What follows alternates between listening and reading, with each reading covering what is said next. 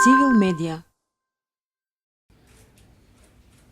Да јавното обвинителство на Република Македонија уште при поднесувањето на обвинението за настаните во собранието на Република Македонија истакна дека со тоа не е затворено овој случај, дека и понатаму работи во делот на утврдувањето на одговорноста на други лица мешани во кривично-правниот настан и по опсежна предистражна постапка и преземени повеќе действија дојде до основано сомнение за организаторите и нарачителите на овај настан и сега врз основа на тие обезбедени докази обвинителството спроведува истрага.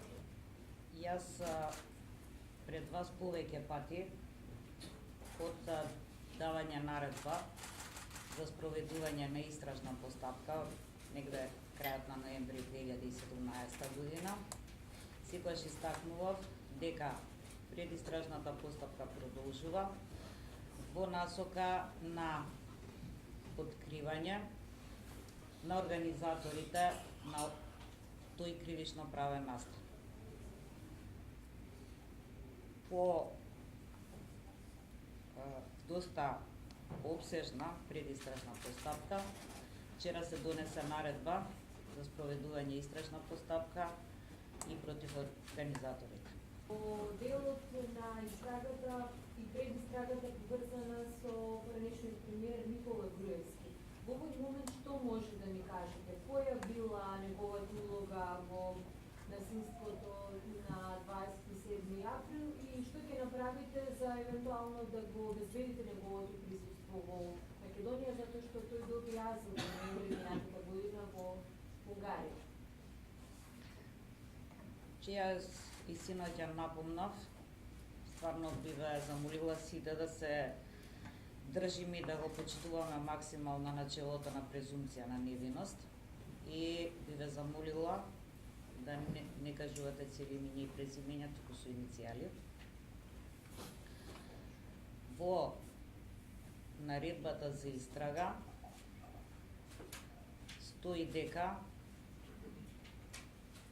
осомничениот НГ како тогаш председател на политичка партија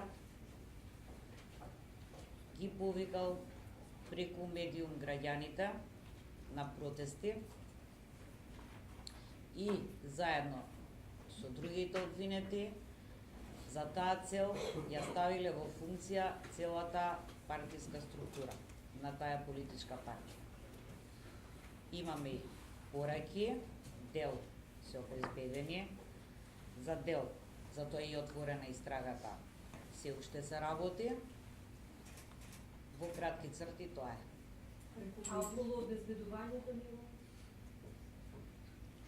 До судот ќе бидат испратени, бидејќи се работи за веќе за истражна постапка, сепак доказите се наоѓаат во јавното обвинителство за гонење организиран криминал и корупција. Доказите ќе бидат испратени до судот затоа што според законот судот е тој што поднесува докази и барање за екстрадиција до Министерството за правда. Осомничениот НБ и за него ќе важи истото, како што кажат и за осомничениот НГ. Сметам дека надлежните органи во Грција ќе удоволат на барањето за екстрадиција на нашите надлежни органи од причина што, колку што ми е познато, тие екстрадицијата ја одбија затоа што за тоа веќе бил помилуван. За ова кривично дело не е помилуван, од тие причини очекувам и надлежните власти во Грција да одговорат позитивно на нашето барање за екстрадиција. Не е амнестирано кривично дело, туку се амнестирани поединечни действија. И од тие причини не сметам дека законот за амнестија би бил било каква пречка. Таму стрикно е наведено дека законот за амнестија не важи за организатори. Во делот на телефонскиот повик, вие имавте можност и во текот на судењето да се запознаете со тој случај, со оглед да, колку мене ми е познато, тоа беше јавно и вие новинарите го следевте процесот. Во овој дел на обвинителството, како што кажав, му требаше повеќе време со цел за обезбедување на доказите. И не може ние кривична одговорност, мислам и дека и вчера обвинителката спомна да засноваме само на еден доказ. Обвинителството во овој специфичен сложен предмет му треба повеќе докази и сега откако обезбеди, документира одредени докази, отвара истрага. Имаше основани на распит негово да повика? Тоа зависи од проценката во конкретниот случај. Во тој момент обвинителството сметало дека нема ништо да се добие со тој распит и поради тоа не е извршен распит на лицето за кое вие прашувате. Само да го допълнам обвинителот, на распит во предистрагата, во тој за првиот предмет, кажувам, беа повикани и двајца од сега осомничените,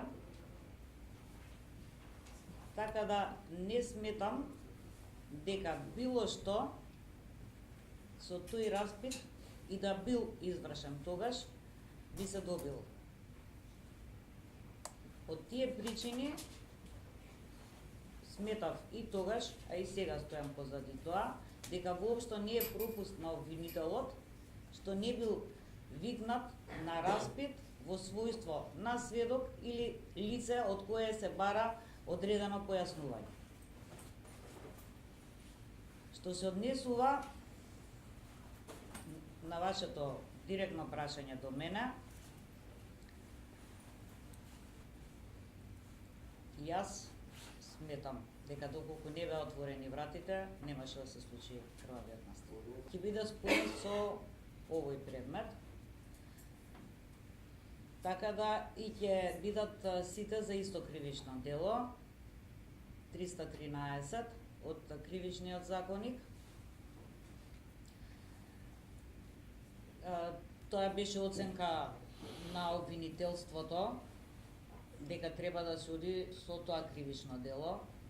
Предметот беше рефериран, мислам за овој сега, пред да се донесе наредба за истрага и во Републичкото обвинителство со јавниот обвинител, и тоа е наш став сега за сега, дека треба да се оди со тоа кривично дело.